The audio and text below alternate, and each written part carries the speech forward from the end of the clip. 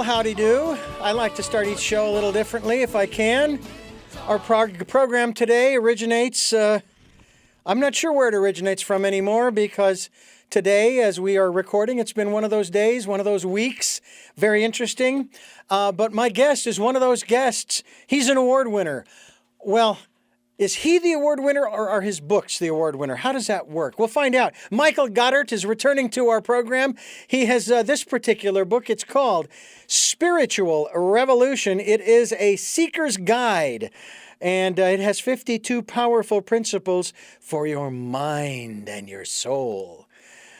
Michael, thank you so much for joining us here on Tell Me Your Story. It's great to have you with us. Thank you, Richard. It's great to be back with you and everybody. You know, you also have, of course, the new now. And then, of course, there's another one that you've got out that also has a bunch of little ribbons on it, award winners, called In Search of Lost Lives, Desire. Sanskaras, and Sanskaras, that's right. And The Evolution of a Mind and Soul. You're dealing a lot with the mind and the soul there, aren't you? We're going to talk about that as well as the new now. The reason why we're chuckling, folks, is because I've had to reschedule Michael twice.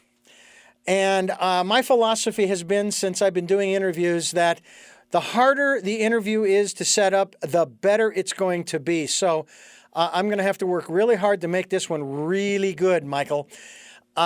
It is great to have you back. We talked about the new now the last time. We might have even touched upon spiritual revolution. And there are a lot of people from a lot of different perspectives who want, quote unquote, a spiritual revolution. Depending upon what your philosophy is, they want to turn this nation into whatever it is they want to turn it into. And it's like, oh, wait a minute. There are a lot of people who live here and have different ideas. How are you going to account for that? What are you going to do there? Because everybody's got the freedom of religion and the freedom of speech and all those freedoms. And, you want it one way and they don't. I find that interesting. Tell us about your spiritual revolution as you put this together in one powerful principle a week for your mind and soul. Talk to us about your spiritual revolution, Michael. Yeah, thank you, Richard. But first, I want to comment on what you just said. Everybody is trying to make things, not everybody, but a lot of people trying to make things their way. They know the right way, and it's all outside of themselves. It's political. I mean, I'm sure many listeners have really good friends who are just bombarding them with messages about crazy, far out videos and ideas that bear no relation to reality. Well, the real revolution, the important revolution, is the revolution you can engage in and wage within yourself, in your consciousness.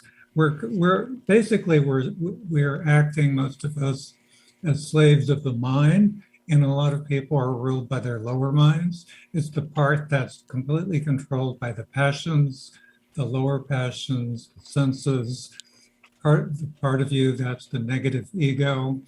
So spiritual revolution, I've been on a path of spirituality since I've been 10 years old. And I underwent initiation in my teens for meditation, but I still hadn't found my particular path. It's always very important to trust your inner knowing, your intuition, and continue the search even if it takes you a whole lifetime. And when I was 20, actually, I found the path I'd been actively, consciously searching for. And that's all detailed in my spiritual memoir, In Search of Lost Lives. So for decades, I've been studying spirituality, doing my best to embody that and live that. And so I've been mainly writing fiction, and I went on a spiritual retreat, and I hadn't written for a year because I just didn't have enough time. I had a very active tax business, actually. I helped people meet their obligations with the Internal Revenue Service, and that was a lot of fun. I'll So I came, you bet. It was especially fun if they got audited, because I never lost. I ended up getting them good refunds. But anyway, I left the tax world a few years ago in case anybody needs an accountant. Um, but I came back and I've been so depressed about not writing. And I needed 2.5 hours to enter the fictional world and make progress. And I just made up my mind. I don't care what I write. I'm just going to write 15 to 20 minutes a day without fail. So I resumed my writing after about a year of absence because I felt I was wasting my life. I kind of felt that was my worldly calling. And within 6 months, I had the first draft of Spiritual Revolution. And the idea came to me that if I was going to die in a few months, what would I want to leave people with? And I've been studying so many spiritual teachings and all these realized saints and masters. I wanted to distill their teachings into these easily understood principles. And the book has won awards. Actually, an Australian metaphysical bookshop called it one of the greatest metaphysical books ever written, among 10 others. So in Anew Now, my latest book, I write about creating a spiritual foundation. So Spiritual Revolution is a great place to start. If one of the principles doesn't resonate with you, you can just read on, keep reading. It's one of those really powerful, strong books. So go ahead. I was going to say, don't repress, discriminate, and be true to yourself. Now, that's what I find interesting is you used that word, discriminate, because I use the same word when it comes to choosing who you want in your life. And when I use that word, I am talking about, and this has nothing to do with any external affect. This has solely to do with an internal affect, and that is, does the person in your life support you? They may or may not agree with your path. They may not want to follow your path. That's okay. But they're not tearing you down. They're not trying to undo you. So at least they're sort of in a neutral sort of mode, okay?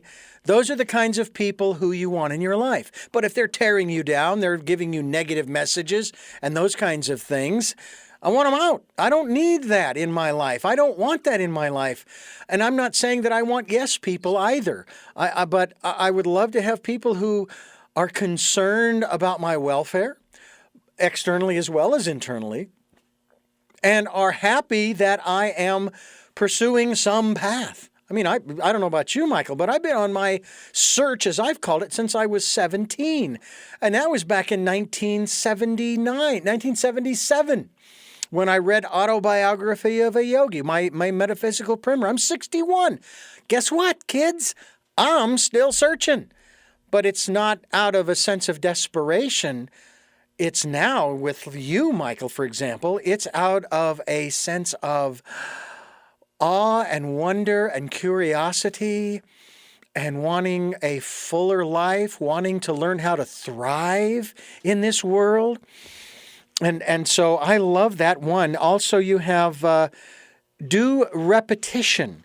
And I have a feeling that has to do with like mantras, okay? Or any other activity for that matter.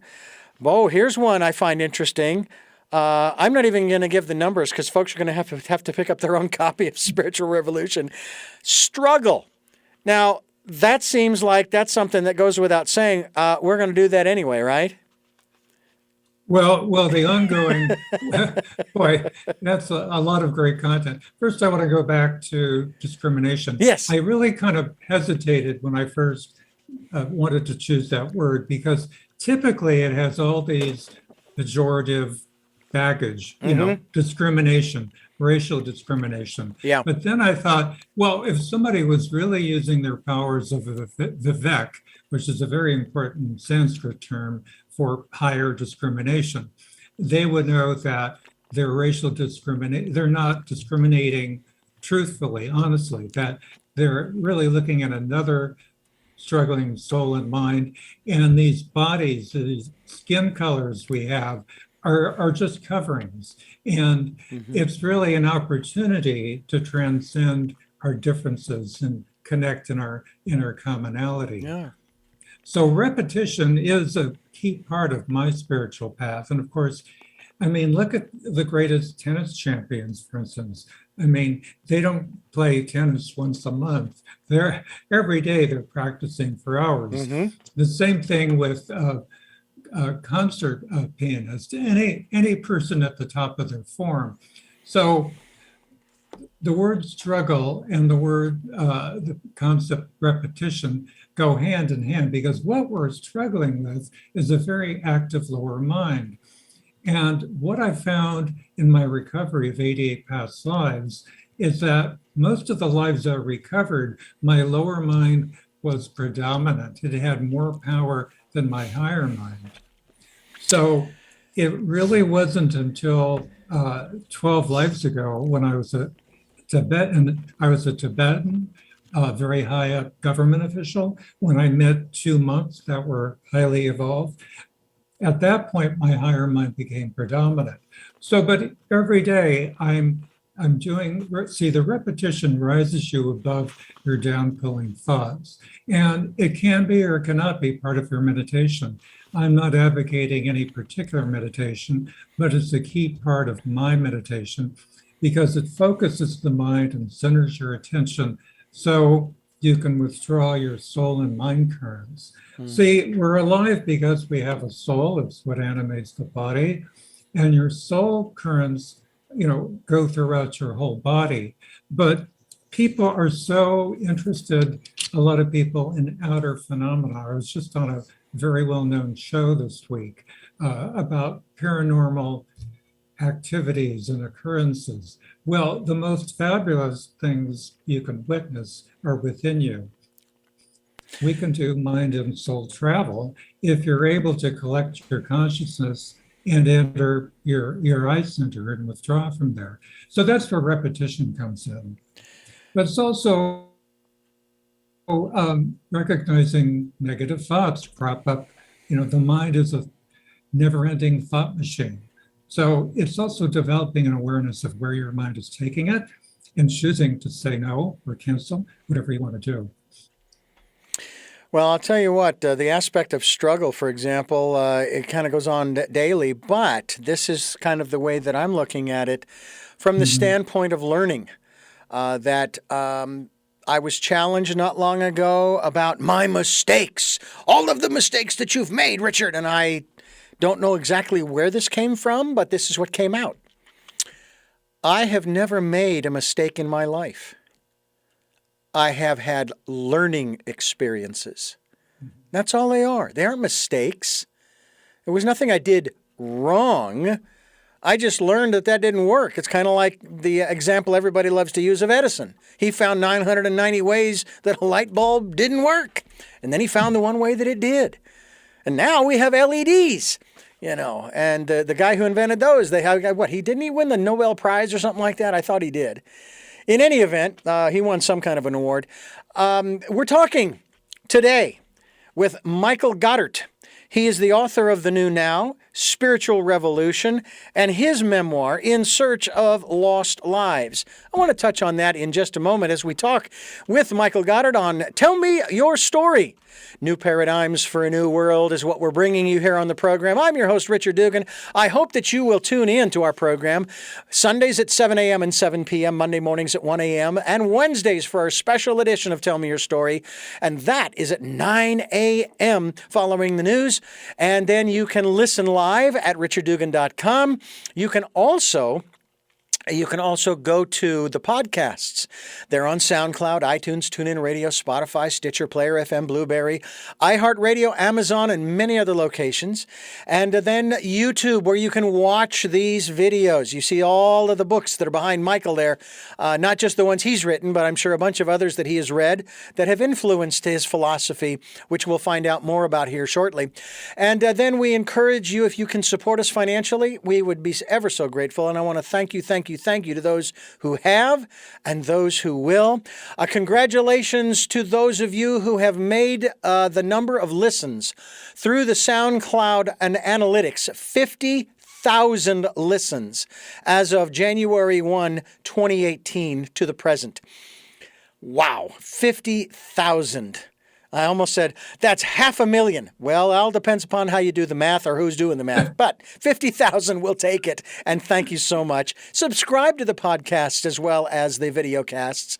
And like I said, if you'd like to support us, we have a PayPal account. It's for your security as well as ours.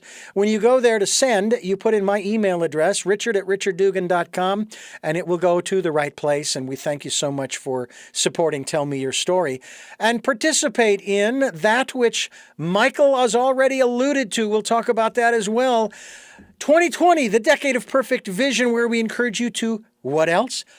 Go within, spending time in that quiet, peaceful, calm space within yourself, listening to that still, small voice. We hope that you'll do that. Michael, let me ask you about the influences on your personal philosophy, which, by the way, one of the things that I learned years ago was that none of us, including my father, who has kept his personal spiritual and inner life, not a secret, but he's kept it to himself. And that's his right. Absolute right to do that. I respect him for that. I would love to have known a little more about his spiritual walk, but hey, you know what? Maybe in the next life or in the life between lives, maybe I'll find out. But who's influenced you? Well, the greatest influences have been what I consider realized saints and masters. Probably Rumi. People are most familiar with Rumi. Mm-hmm. I would include Christ. But to really understand Christ's teachings, because, the Bible is loaded with beautiful spiritual gems, but you really need a realized master to explain them. Mm-hmm. St. Paul said, I die daily. A lot of people just would scratch their heads. Well, that's referring to his meditation when, as I mentioned earlier, he's withdrawing his mind and soul currents. So from the age of 11, right after my 11th birthday, I really confronted the fact that I was going to die. I was well acquainted with death because I've been raising tropical fish since I was 5 years old. And every few weeks or months, I'd see a fish floating belly up, and I'd have to get my net and fish it out and flush it down the toilet. So I really felt within me this powerful conviction that I could find the answer to life and death, and that really propelled me in my search. So I follow the teachings of Christ as explained by realized masters, Rumi, Shams Tabriz, who was his master, Kabir. A lot of people are familiar with Kabir, Guru Nanak. Swamiji of Agra has been a huge, huge influence. And I actually write about him in my spiritual memoir because I had the indescribable, I can't even put words to it. It's just indescribable grace and good fortune to meet the saint in a past life when I was an English banker working during the Raj in India. So that was probably the signal event of my existence. So these are teachings that really clarify what is the soul, what is the mind, what is the relationship between them, what is the nature of existence, what lies within. Really, a teacher can only help you go as far as they've gone.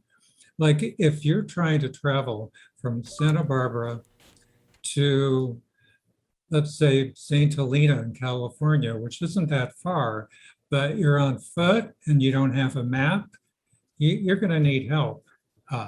If you've been told there's a pot of gold or a ticket for around the trip world waiting for you in St. Helena, but you have no idea where it is, you need assistance in getting there. So if somebody's only gone from Santa Barbara to Monterey, that's a good part of the journey. But you can only go as far as Monterey. You're going to have to find someone to take you further along. To make matters worse, what if it's total night and you've got to travel at night on foot? You're going to need a flashlight. So I always encourage people not to do anything specific, but to make best use of their life, to really focus on where they want their spiritual evolution to go, because this is our in a human body, this is the place where we can make the best and speediest spiritual progress. There are two philosophers that I was introduced to through programs that I went through in the 90s. They were Rene Descartes and Teilhard de Chardin. And I was introduced primarily through the 0 point that was talked about. I believe it was by Chardin. And of course, then Greg Braden wrote his book about the 0 point. Matter of fact, I actually have a 4-video, and I'm talking VHS, a set of Greg Braden talking about the 0 point. I've got to get that transferred one of these days, or maybe it's already on YouTube. I don't know. But one of the most fascinating things about our spiritual life is that people don't seem to, and I'd love for your perspective on this, that most people do not seem to understand that we are immortal. And I'm not talking about the body, even though every molecule of the body is nothing more than energy. Mm-hmm. And even that, the energy, it doesn't go away. It just changes or transforms into another form. Mm-hmm. So as we continue here on Tell Me Your Story, New Paradigms for a New World, I'm Richard Dugan talking with Michael Goddart about the existence of man as an immortal being here on Tell Me Your Story. We're going to continue that conversation as we continue giving you choices and knowledge of those choices to help make your dreams come true. And Michael Goddart, I want to ask you once again, as I did just a moment ago, your thoughts in regards to our immortality and what that really, really means. What does it mean not just to be immortal, but how should we be looking at our lives and you know, at whatever level you want to discuss it, the strictly material or the combined material spiritual, what have you, the little picture, the big picture, however you want to do that. How should we be perceiving ourselves in that regard? Yeah, this is just really beautiful stuff to bring up, Richard. I actually have the quote attributed to Teilhard de Chardin, but also G.I. Gurdjieff, that we are not human beings having a spiritual experience. We are spiritual beings having a human experience. Mm-hmm. So immortality is what I was hoping to find the answer to. So basically who we are is the soul, which is a spark or a drop, whatever you want to call it, an element of the ultimate supreme being of consciousness. And to come down into the lower planes, the mental planes and the mental physical, we had to become associated with a mind. That's why on the cover of In Search of Lost Lives, in the subtitle, The Evolution of a Mind and Soul, you'll notice that there's no space between mind and ampersand and soul. It's basically one word. Mm-hmm. And the publisher wanted to break it up. But I said, no, I make the point in the introduction that our mind and souls are knotted together. So ultimately, we are immortal souls. And so how people can look at it is that they are on a journey. They've come from God and they can return to God if they wish. I mean, if you're meant to return, you're going to hear the pull. You won't be able to resist it. But God is not a good term for some people. It doesn't resonate with them. Mm-hmm. Like in a new now, I frequently use the word love source. That ultimate state of bliss and wonder has no name. In some saints have called it anami, which is Sanskrit for no name. And there are degrees of God. So basically, the Godhead consists of, let's just say, like 4 areas of intensity. I can't describe it. Saints really say you have to experience it. But I mean, I've talked to show hosts who really want to believe in the afterlife, and then they have some scientists come on who's done gone through every single experiment you can name, and they say, you can't, there is no afterlife, you can't prove it. Well, naturally, you can't prove something with physical instruments that exist beyond the physical. Mm-hmm. I mean, we're living in a very kind of dense state of being. There are realms of existence that are much finer and subtler, and they exist in much higher frequencies of being. So the Supreme Being, nothing is wasted.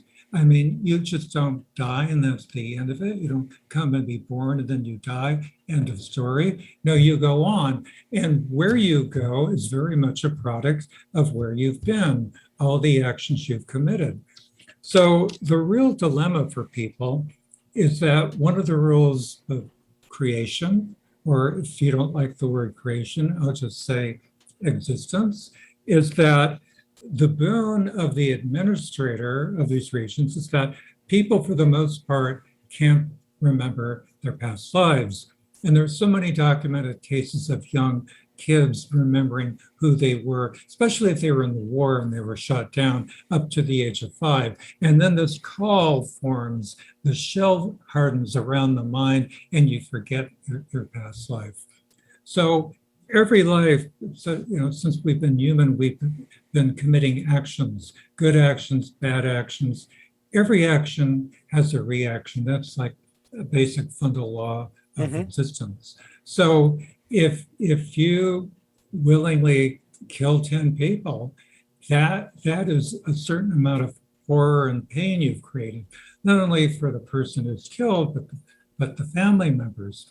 So that has to be paid off at some point. It doesn't mean you're going to have to come back 10 times and be killed, but you're going to have to go through that an amount of suffering that is equivalent. So everything is fair. There is perfect justice, fairness, but the thing is, it doesn't appear that way. That's one of the interesting, I'll call it dichotomies that exists here on Earth in the material world. That I've often tried to share that same thought as you've just elucidated with people, but I hesitate to do so because they are so much into their emotions over that particular event that they don't want to hear that. They may actually want revenge, that kind of thing. I was actually watching a program where this one guy who is very knowledgeable, a heck of a reader, he loved holding the book in his hand, and this kid. He's in a very abusive household with a mother who is abused by the stepfather, and so is the kid. So now, bear in mind, I have not read The Count of Monte Cristo, but that was the book that the bookseller gave to the young boy. He says, "What's it about?" I said, "Well, read it and see." Well, he finished reading it, and he came back angrier than before. He says he had to wait, 24 or 27 years before he got his revenge.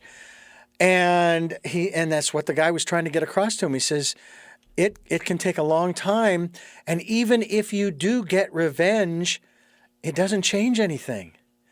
Because, you've already been traumatized. Yeah, this person, if you get the revenge that you want and they're no longer in the picture, all right, they're not there anymore. But now you have to deal with the aftermath of taking another human life. I remember a dream I had. And if I may just interrupt. Go ahead. Maybe you earned that horrible ill treatment from a past life, and that is evening it out and count. I mean, the best. I read the same book, The Count of Monte Cristo, when I was a kid, and found it quite fascinating. The better approach would have been to work on forgiveness. He's not going to forget the abuse, but to work on forgiveness, to let go, and to move on, because you're only hurting yourself by hurting somebody else. Yeah, that's and true. Forgiveness, as I write about in A New Now, is one of the sources of wisdom. You are held back. I mean, even though you forgive, if you keep kind of uplifting the mind and meditating, that those horrible memories, it'll be like sanding down a horrible knotty plank, something that's all scarred and beaten up. you're sanding it down so the memories have less and less power over you, but you can't rise in wisdom until you forgive. Yeah. Forgiveness is very important. But I also want to go back to one of the first things you said was dichotomy. Mm-hmm. We're living in a world of duality, and that is the whole problem. I mean, this duality that we experience is really an illusion. Oneness is really also a source of wisdom. Basically, if you are the supreme being with your omniscience, your all-knowingness, everything is one. This is just a projection of the supreme consciousness. So the supreme being, I like to say, is having this ongoing infinite play of love with itself. Mm-hmm. But the truth is, we're in this reality, and there are levels of reality. And if somebody tortures you, if they chop off an arm, you're going to feel it. You feel the pain.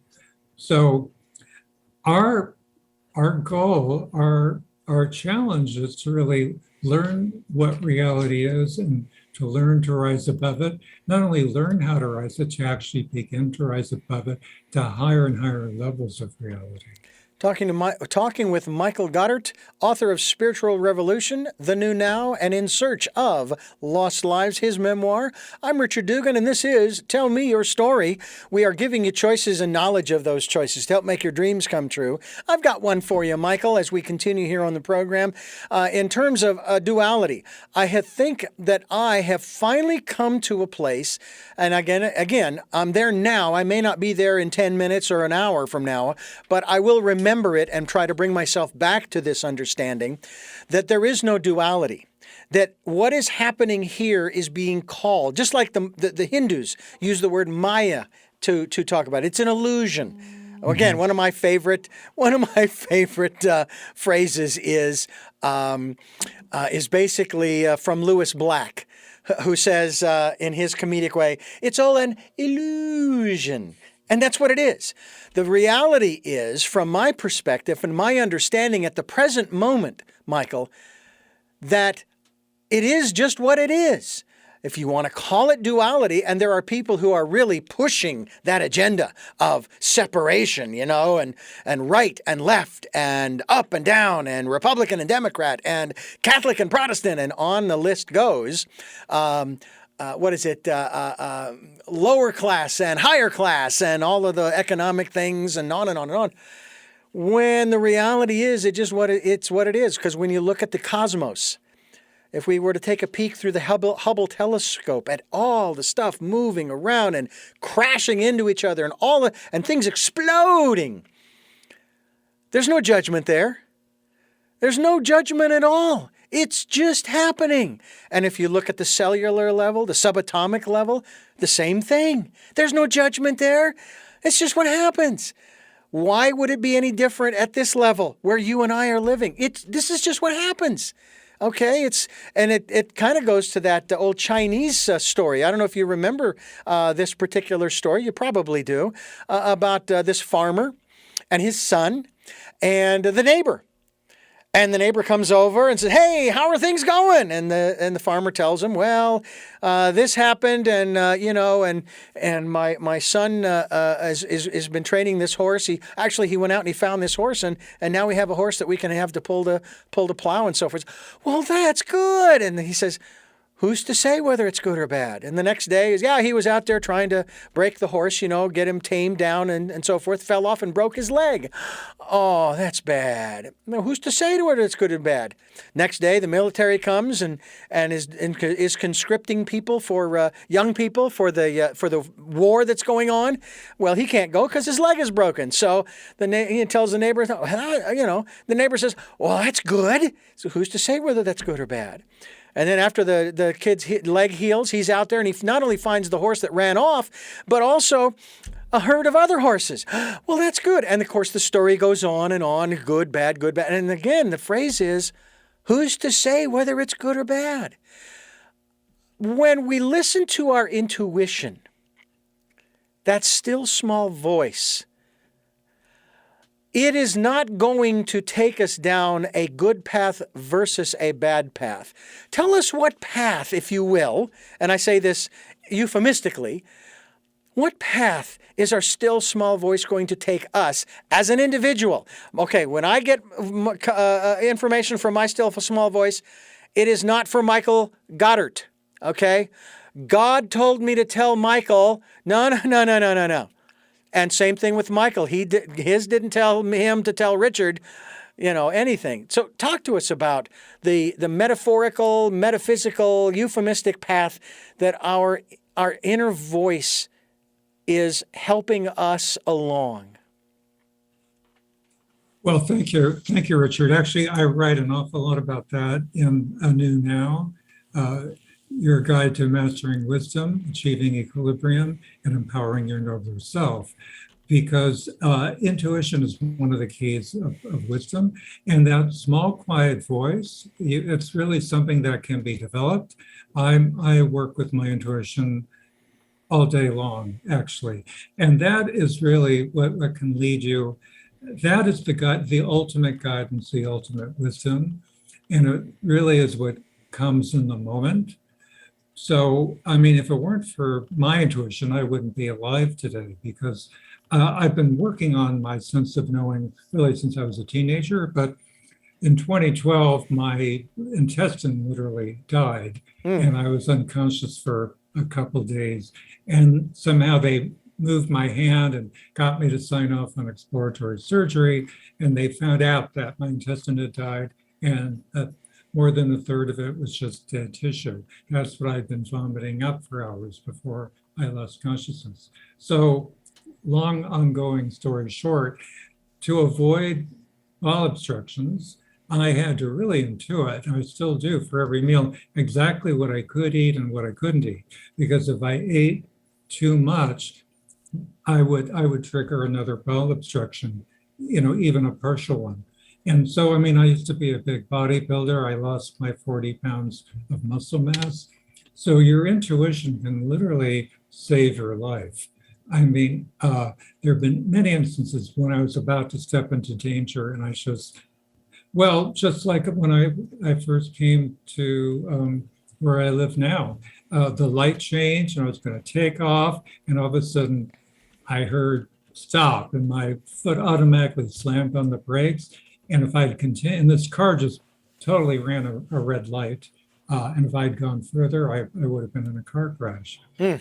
So intuition is very key. I mean, if you're trying to find the right spiritual path or meditation for you, you may have a friend, you may have a relative telling you, this is the way, this is it. You've really got to do your own research. You've got to devote your own attention to it rather than follow it blindly. And don't pick up anything unless it really resonates with you. Well, I find all of this very interesting, but I also find it interesting that we haven't mentioned one book that I think people should really get a hold of, having to do with 33 Simple Ways to Awaken Your Spiritual Self, called Bliss. Then these 33 simple and powerful exercises reveal and develop your spiritual core. By trying them, you will experience bliss here, now. Your initial investment? 2 minutes a day.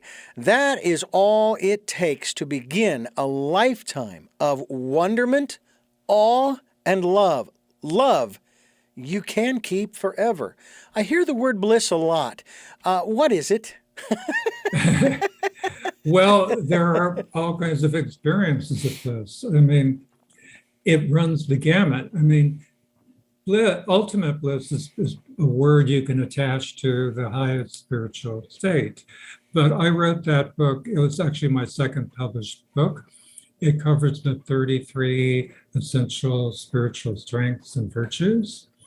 And it's a great book for someone who may be busy, who doesn't want to commit to particular meditation at this time. It really also builds on your foundation of spirituality. And it's written from a place of truth. So bliss, you can experience bliss when you least expect it. But also you can learn what situations.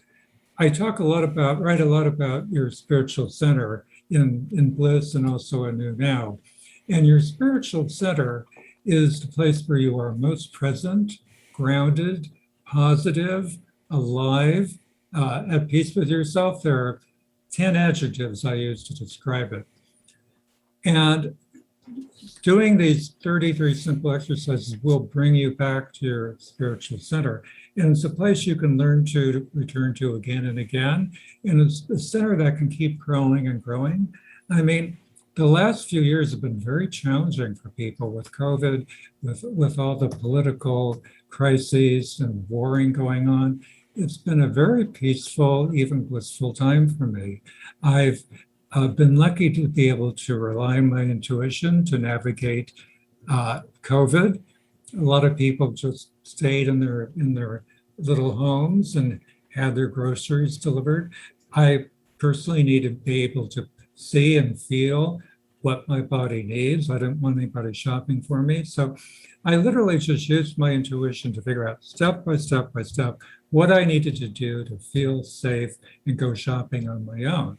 So I've been shopping on my own the whole time. And I felt fine. I've never got ill. So intuition, you can't work on it enough. It goes part and parcel as part of your spiritual journey. This is Tell Me Your Story. I'm Richard Dugan. He is Michael Goddart, and the books are In Search of Lost Lives, Spiritual Revolution, The New Now. I'm going to ask you this question when we continue on here, as we continue talking here on Tell Me Your Story, New Paradigms for a New World. I want to ask you, Michael Goddart, author of the Spiritual Revolution and In Search of Lost Lives, the New Now. And I ask this tongue-in-cheek, but I know you'll have a great answer for us. What was wrong with the old now? That's a very funny question.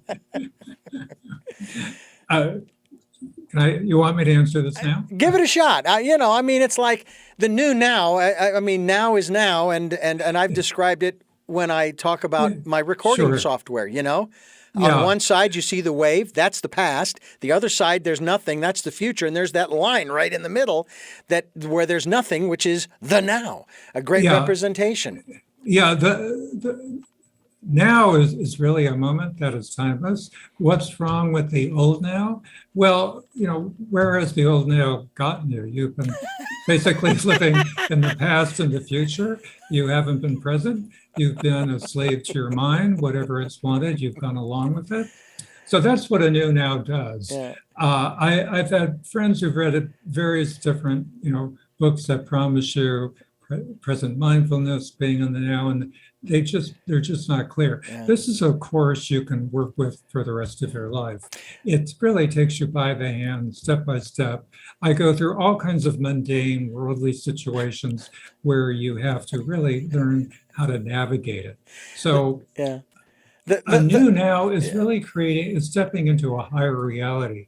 It's a reality where you experience clarity, peace, present mindfulness, a whole bunch of really wonderful things. It's a richer way of being. It's being yourself. It's really finding and treading the pathway to the authentic you. Mm-hmm. You're not meant to go through all kinds of mental anguish all the time, have, vendettas, think main thoughts, just be absorbed with all this negativity. You really have the power to rise above it and attain a level of bliss and really make progress in your spiritual journey to ultimate bliss. This is our chance. As COVID so vividly taught us, we thought we'd have these close friends and relatives for 20 more years, 30 years, maybe at least 5 years. They were taken. I mean, healthy people in their 30s and 40s didn't make it. Mm-hmm. If you get in a car, you don't know how you'll leave the car. Yeah. So we're just here having a human experience. Mm-hmm. This is our chance to really further and develop our spiritual beingness. I think the best way to sum it up is, what has the old now done for you lately? That is Great. I What? love the lately attached to that. I like it. What has the old now done for you lately? Nothing. Nothing. And And that's, you're probably just stuck in the old past, yeah. what you thought was the now. Well, I have been doing some things on my own and with some other folks Mhm. to try to get to know myself better. Self understanding. How important is that? And I'll put it in this context. How important is that in the new now, in the spiritual revolution, and just in our ability to raise our consciousness as individuals? Well, self-understanding is all important. I mean, when you get to a very high level of what actual self-realization is, it's the experience that you are soul, which is not mind. The soul and mind, as I mentioned earlier, are knotted together. In a new now, I ask a number of key metaphysical, life-changing questions, which really will further people into self-understanding. Another way of looking at it is that I had all these unusual, I had basically nothing in common with my nuclear family, but as an individual, I had all these idiosyncratic desires and traits and abilities and aversions. And I used to wonder where they're from. Well, I know many people who are completely, it's really their hobby. They're consumed with interest of who their relatives were, their genealogy, what came through, in their bloodlines. Well, when I recovered all those past lives that I write about in Search of Lost Lives, I found out all these unusual things, like my ability to design and build homes when I was like 7, 8, 9 years old, my ability to write plays when I was that age. All of these talents and interests and aversions relate to particular past lives. So self-understanding is also knowing that we're an amalgamation of who we were in our past lives. Now, unfortunately, I mean, it seems like a stacked deck against us. Yeah. Most people are not meant to know their past lives. But Yeah. one thing, I mean, reading In Search of Lost Lives, some people have told me it's triggered memories, of real experiences of who they were, where they were in their past. But a simple thing is deja vu. When you go somewhere you haven't been before, but it feels utterly familiar. I write about deja vu experiences south of Bombay, for instance, when I lived in Juhu Beach during the Raj. Well, deja vu is sort of a window to where you lived in where you were. But Hmm. knowing your past lives, most people won't ever find them out until they get to an inner place spiritually, and that's fine. But just know that who you are is very much defined where you've been, and to focus on the present. Where do you want to go in your spiritual journey? What do you want to attain? What is the path that pulls you the most? And believe me, in the mind, body, spirit world, much of it is just really an ultimate play of the mind. You can get drung out on all kinds of weird phenomena, all kinds of charlatans. That's where intuition comes in. Don't let yourself be influenced by outer things. Do all the research you can. If you have doubt, if it doesn't resonate with you, you don't have to go along with it. Hmm. So it's really, think of your life as a treasure hunt. That's what I like to do. And we are here to find the chocolate Easter eggs that are all hidden in the tall brambles and weeds of the world. And the chocolate Easter eggs is really a state of higher being. Experiences you can go through that, as you mentioned earlier, Richard, are learning experiences. We're The talking earth with is a vast schoolroom, it. and we're here to learn. It is indeed, and believe it or not, there are no corners where you're going to be put in dunce cap going to be put on you either, nor will you have to face the wall. No, I take that back. Unless you want to. I mean, if that's what you want to do, hey, it's up to you. Michael Goddart's my guest. I'm Richard Dugan. This is Tell Me Your Story. I am your host here on the program as we talk about spiritual stuff, spiritual revolution. We talk about past lives. I have to tell you that I had a fascinating experience regarding life between lives. You might be familiar. You are familiar. Great. Dr. Newton and his work. I read 2 or 3 of his books, and then there's a practitioner right here in Santa Barbara that took me through that hypnosis session. God, it was great. I learned a lot, of course, regarding what went on after I left the last lifetime before I came into this one.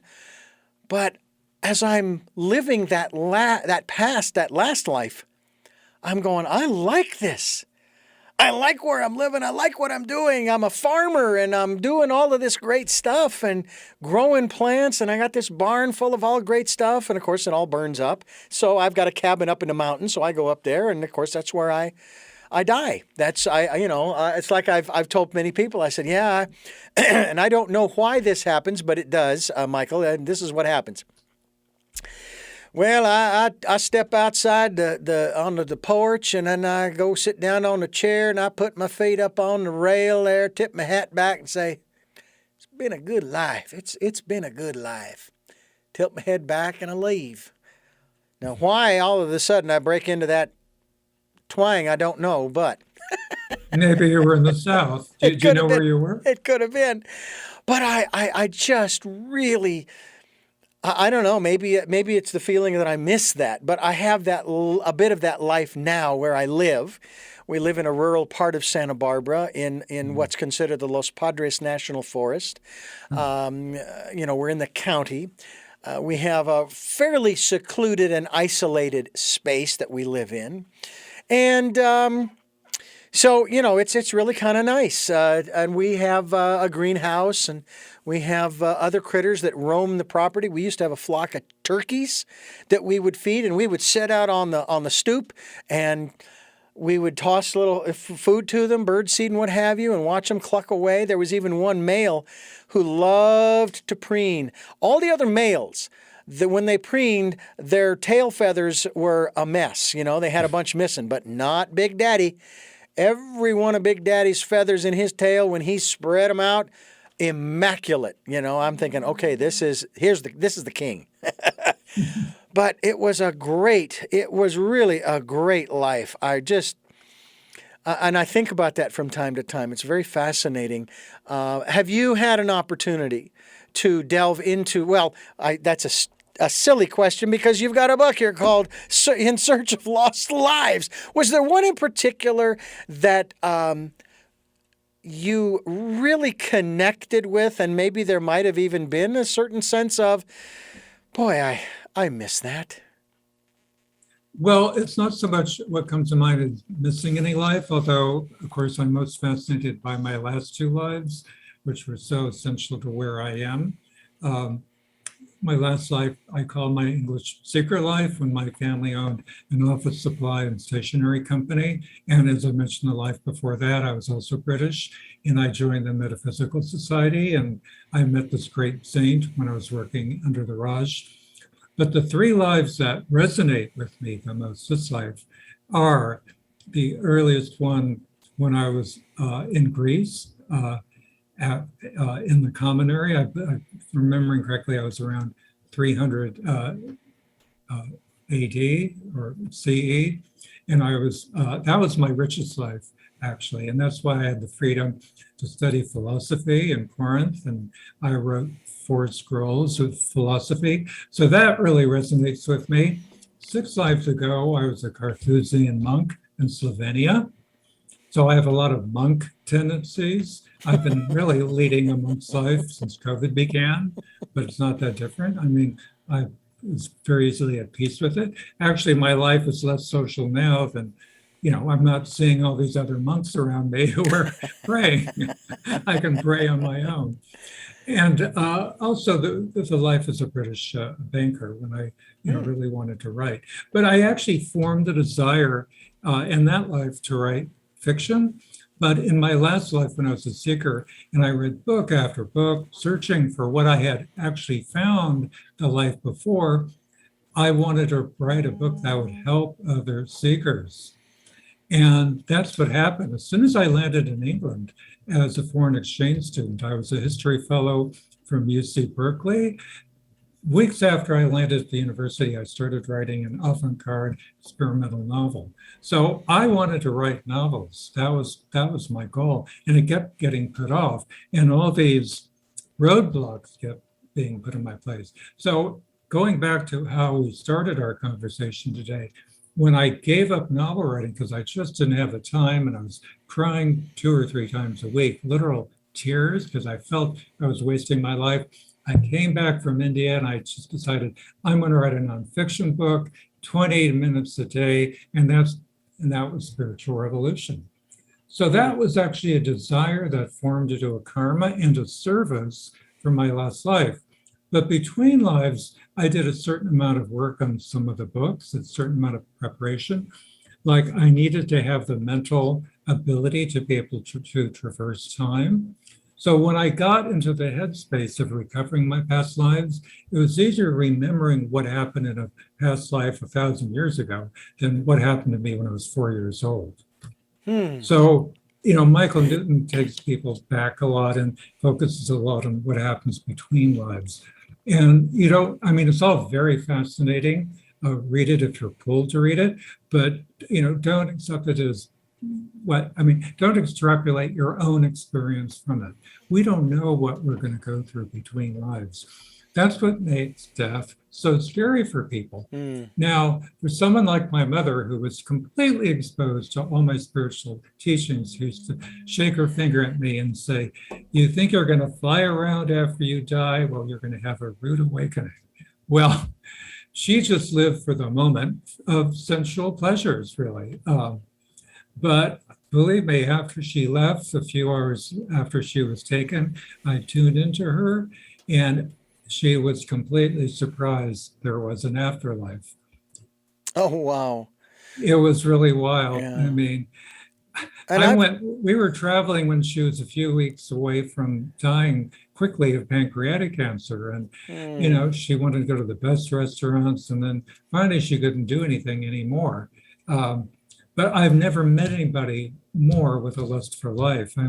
She survived World War II and escaped from Austria. But, never look at anybody else's life as a blueprint for your own. Discover why you're here having this particular human experience. It may simply be being a good parent and giving love, or helping people in need, helping people get a clean water system. We each have a spiritual purpose, which I write about in Search of Lost Lives. Sometimes we know it, often we don't know it. Now, a lot of famous people have been setting up foundations in their names, because that's kind of, I think, become a status thing for a lot of important, well-known people. And they say, well, I have a calling to do this. So I think, if I may speak to this, Richard, there's a bit of calling shaming going on. It's sort of like, if you don't have a calling, well, you do have a calling, but you haven't found it out yet. So I'm afraid there are some people who've been kind of hypnotized by this belief that they have to have a calling. What I write about in The New Now is I distinguish between having a calling and having a spiritual purpose. Each of us has at least one spiritual purpose for being here, often, maybe 2 or even 3. You don't necessarily have to have a calling. So, but I also feel that each of us may have a genius. And your genius, you don't have to be like Leonardo da Vinci or Einstein or Mahler. You can have a genius for being empathetic, for listening to people. You can have a genius for asking questions, the right question at the right time. That's interesting. Go ahead. Yeah, I was going to say, that's interesting you mentioned Mahler. Because, and for those who don't know, Mahler is a most incredible composer. And I don't know, I would hope that you have seen it being performed, if not heard it, Mahler's 5th Symphony. And I had the great pleasure of going to our local theater called the Granada, beautifully acousticized, if Yeah. you will. I met the acoustician because I'm always looking for patterns, and I was looking at the walls and I couldn't find a pattern. And he told me because every single tile that's on that wall is specifically designed for that position. Anyway, I went to see Mahler's Fifth, performed by the Santa Barbara Symphony Orchestra. And when it was over, all I could think of was, I think Mahler needs some drugs because he's bipolar or something, because that piece was all over the place. And then one of the violinists told me afterwards, they said, "Oh yeah, the violinists, we refer to it as the Hurt Locker whenever it's played because of the perceived frenetic aspects of the piece." But man, what an incredible and ingenious piece of music it is. It's just fabulous to listen to and watch as it goes up and down and all over the place. It's just spectacular. But I just thought that was interesting that you mentioned that. Well, yeah, and I'm actually surprised that I did. But when I was at university, the two composers I listened to almost exclusively were Mahler and Vivaldi. Oh, wow. But now it's Chopin, Mozart, and Debussy. And Debussy, I know, was my favorite composer in my last life. Debussy first, and then Tchaikovsky. But this life, it's those three. You know, it Chopin, raises another question for you. Have you heard of the Mozart effect? I actually haven't. Well, it's supposedly a study that was done to see what effect it would have on the brainwaves of individuals. Of course, my first question is, why Mozart? Why not Bach, Beethoven, Rachmaninoff, Tchaikovsky, et cetera, et cetera, et cetera? Why would Mozart be the one selected? Well, and I don't know. I've never really gotten a good answer yet. But I remember researching it, and of course, the studies were done, And then a few weeks later, I read another article that said that basically poo-pooed the whole thing, that it was just a bunch of bunk. And I'm sitting here thinking, well, no, wait a minute. When you're talking about vibration, which is what music is, and classical music in particular has a vibration to it that, matter of fact, I have a friend who does not listen in his car to anything but classical music. He won't listen to the news stations or any other music stations. It's only classical music because he knows, this is the way he puts it. He quotes George Carlin. It's all BS and it's bad for you. Okay? Except for classical music. And I have several, I don't know, maybe dozens of classical CDs because I was a member of the Classical CD Club back in the 80s and early 90s. And I love listening to classical music. I haven't for a long time. Right now, my fix right now is country music. I don't know if it's because I now own a truck, if it's that influence from the previous life. Maybe that past life is coming back and you love that twang. Exactly. And No, I love country music too, but I pretty much exclusively listen to classical music and also movie scores that I love. Typically, Rachel Portman is my favorite. But I want to talk a little bit about sound because that's a very important topic. Classical music is beautiful and stirring and powerful, but all of that is what I call, or what's been called, struck music. It's because there is some physical effect or force taking place. Well, what we're hearing is really a reflection of like original music, which is unstruck. So in terms of mystical journeying, it's all sound and light. And the sound is different in different realms of existence. So like in my meditation, it's really a path of inner sound and light. So if you're able to go within, and what I mean by that is withdraw your consciousness and pierce the eye center and travel within, you're going to hear the most stirring, beautiful melodies and sound that are bliss. I mean, you can't, nothing on earth can match it. So, and that's why when I was first initiated, I couldn't listen to music anymore because it sounded so coarse to me.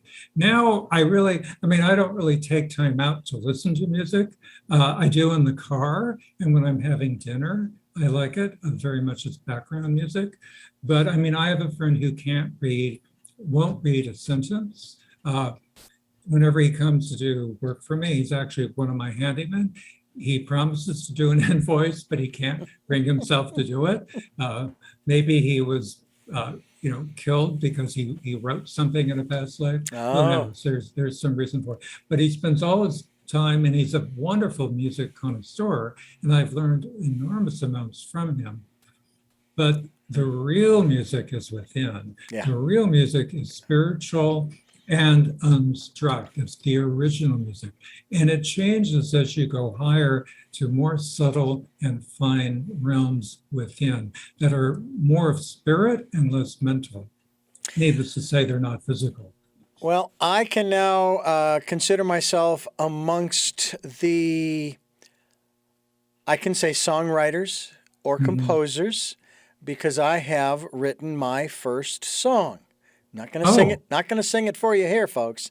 But I went through a program that was sort of the outward manifestation of this particular program, was to learn how to write my own song. And when I say my own song, I'm not just saying that I can put my name on it saying written and the words and music by. I'm talking about one that speaks about who I am and what I'm really all about.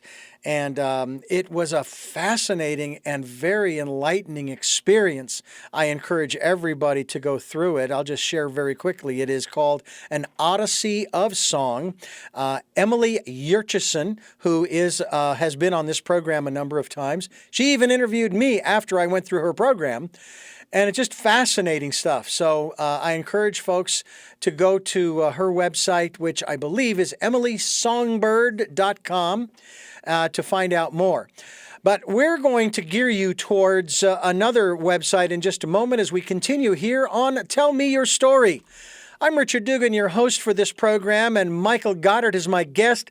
And we are going to tell you just exactly where you can find Michael, and I believe that is at Goddart.com, Goddart.com, where you can find out about his books that he has put together, made available for you. And we hope that you'll do just that. There is, of course, Spiritual Revolution. There's also, he even has, of course, the book on bliss, the book called Bliss, In Search of Lost Lives. And, of course, his newest and latest is A New Now. This is your chance to step into an omnipresent reality, a new now in which you can readily navigate your life successfully, happily, easily. We hope you'll do that. It is, of course, also the winner of the Living Now Book Award, as well as the Independent Publisher Book Award. And your book, of course, In Search of Lost Lives, has 4 awards. Congratulations on that. And I know you don't write these to win awards, but the fact of the matter is even Spiritual Revolution has won an award. So congratulations. And your first book was a semifinalist winner of the Spirituality Self-Help Books of the Hollywood Spiritual Film and Entertainment Festival. Congratulations, Michael.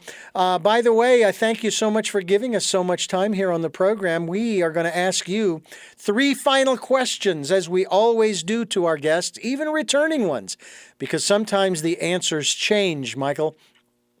But thank you so much for being with us today. Thank you, Richard. It's been a real delight, as always. I want to remind our listeners that this program is here Sundays at 7 a.m. and 7 p.m., Monday mornings at 1 a.m., Wednesday mornings at 9 a.m., and we stream live at those times at richarddugan.com. We are also on SoundCloud, iTunes, Spotify, Stitcher, Player FM, Blueberry, iHeartRadio, Amazon Music, many other websites, many other platforms. We're also on YouTube, where you can watch the videos of these programs at the Tell Me Your Story channel. We hope that you will go there and check us out. And if you can support the work we are doing financially, we would gratefully appreciate that. And again, my thanks to those who have helped and those who will help. Thank you, thank you, thank you so much. I mean that sincerely. We have a PayPal account for your security as well as ours. And all you have to do when you send your contribution, just make sure you put in the email address richard@richarddugan.com, and it'll come to the right place. And also participate in the Decade of Perfect Vision, the 2020s. Go within, spend that quiet, peaceful, quiet time listening to that still small voice. And now to our three final questions. I kind of feel like I'm doing a game show nowadays when I go felt there. like that, Okay, actually. and question number one behind door number one. All right, who is Michael Goddart? Well, Michael Goddart is a name attached to or identifying this mind and soul entity that has incarnated on Earth, born in Chicago, Illinois, and who's on a soul journey of soul evolution. What is it that you hope to or want to achieve through the work that you are doing now? Well, in a worldly sense, which is also actually a spiritual sense, I hope to empower people to take responsibility for their spirituality and their spiritual journey and to make best use of their life, to advance further in their realization of the ultimate bliss that they can achieve. And finally, what is your life's purpose? Well, my life's purpose is to complete my incarnating in physical worlds and to liberate my soul from my mind and to achieve reunion with the ultimate being, which people tend to call God in our country. Now, that is a much different answer than I've ever gotten from anyone. Life's purpose. And of course, when you're saying, speaking to life, you're talking about the Eternal immortal. life. Yeah, the You immortal. got it. Yeah, Immortality. exactly. You got it. Michael, Why thank not, you. Why not go for the ultimate? Absolutely, absolutely. Well, Michael, once again, thank you. And thank you for listening to and watching Tell Me Your Story, New Paradigms for a New World. We are giving you choices and knowledge of those choices to help make your dreams come true. Until our next broadcast, podcast, videocast, love to lol.